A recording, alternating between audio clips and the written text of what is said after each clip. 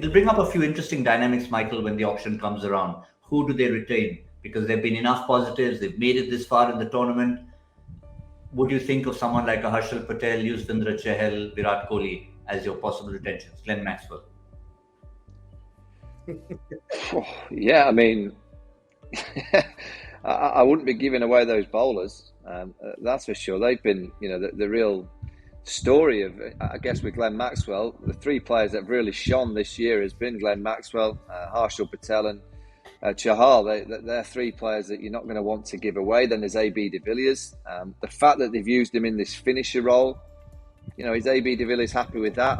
I wouldn't think he's happy batting at 5 and 6 in T20 cricket. He wants to be batting at 3, I'm sure. The auction's going to be a great deal of fun. I always get up wherever I'm in the world to listen to the auction and see who goes for what, because there's going to be so much movement and change. Virat Kohli will certainly be there. It's just who has got the character and the personality to be able to go in there and captain Virat Kohli, and that's going to be a skillful person who knows himself, knows T20 cricket very cleverly, knows how to manage people, and particularly someone like Virat Kohli who will need managing. Once you become once you've been the captain and now you're just in the ranks and you're that senior player, those senior players who have been captain, even though they always say, and I was in that position only for a short while, I'll just jump back in the dressing room and be a part of the foot soldiers once again. It's always difficult. So they're going to need a very skillful man manager to go in there and captain the RCB. Well, he's thrown up quite a discussion. I could see the smile on Adil Jadeja's face. Can you throw up a name for us? No, I mean, not a name, but I was smiling because what he said, you gave a few names. Those are all characters in the play. But who's the script writer? Who's the director of that play? Because if you don't have the captain, the first one that you need to retain is not a player. You will find players, whether you can trade players, you can, buy them at the auction. But who's going to lead that side? So, if AB is not interested in leading it, Virat is not interested in leading, are you going to go to Chahal? I mean, that's the first name that comes to my mind, or Siraj or whoever. So that is their problem. They need somebody who's going to be leading this side, not as a leader. You've got Virat Kohli, you've got everybody else, but what you need is a tactical man in there. Give a good example is Ian Morgan. Hasn't scored a run for Kolkata, but he's done what that team needed it. MS Dhoni. What they probably need. I'll throw you I will throw you a name, and it'll be this name's out of the box because he's at another franchise and they may retain him, but I would choose Jos Buttler to go there and be the captain, because Jos Butler's got it in him to be like MS Dhoni. I've no doubt about him, and he's been playing for the England side under Owen Morgan. Owen Morgan has a game off, Jos Butler captains, it's exactly the same. Tactically very astute. Again, I don't know what Rajasthan are thinking of doing with him, but I would personally take Jos Buttler to the RCB side, put him behind the stumps and give him the captaincy. Fair enough. We've found an overseas name, but just from the Indian setup, I mean, Ajay, when kids play in the park, there are two ways of selecting a team. You get an 11 and nominate somebody as captain, or you pick one senior guy and say you pick another 10 players.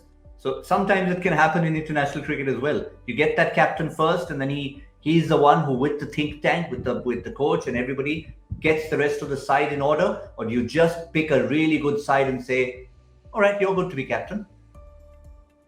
Yeah, it depends. If you're going to carry on as a coach's team, then you could do that. The second part that you said, you pick the best side and the coach makes the whole tactical move or decides who's going to bowl which over. Like this year, you could see Harshal would bowl the 6th and then the 11th. Chahal will bowl the 7th. And like with Delhi, you see Rabada bowls those same number of overs. So if you're going to play like that, yes, you could have anybody leading that side. But if you want a side that's being led like either Chennai or KKR now, it's the same players, but they play differently every time depending on the situation. Then you need a man who's on the ground, who's making those calls. So it all depends what RCB ownership thinks. Well, just to finish off the discussion, we have to, of course, talk about the winners, Kolkata. It's amazing because of the whole legacy and everything. We've started talking about Bangalore. Quick one to finish with, Michael.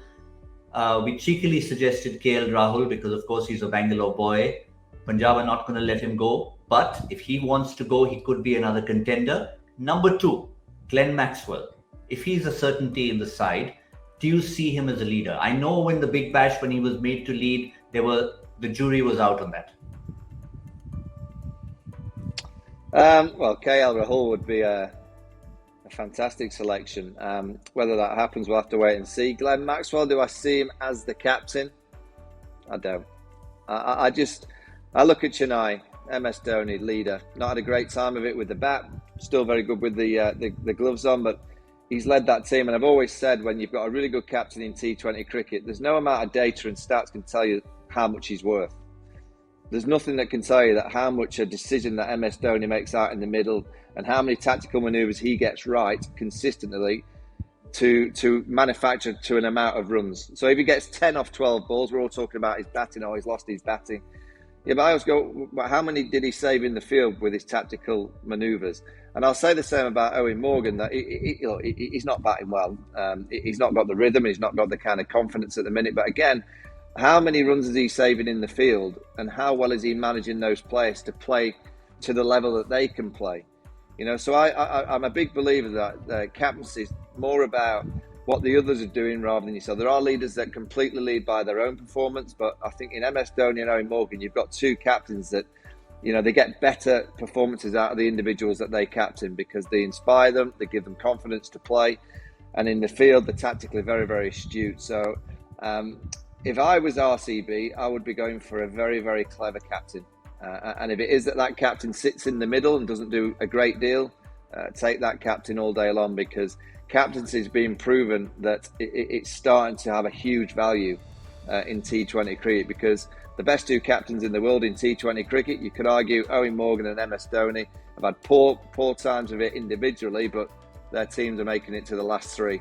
One in the final, and Owen's got a chance to get his team into the final because they're both excellent leaders, man managers, and tactically very astute. So if I was RCB, I'd be choosing the best tactical, astute man managing captain. If there is one out there, I don't know where he is, but that's who I'd be picking.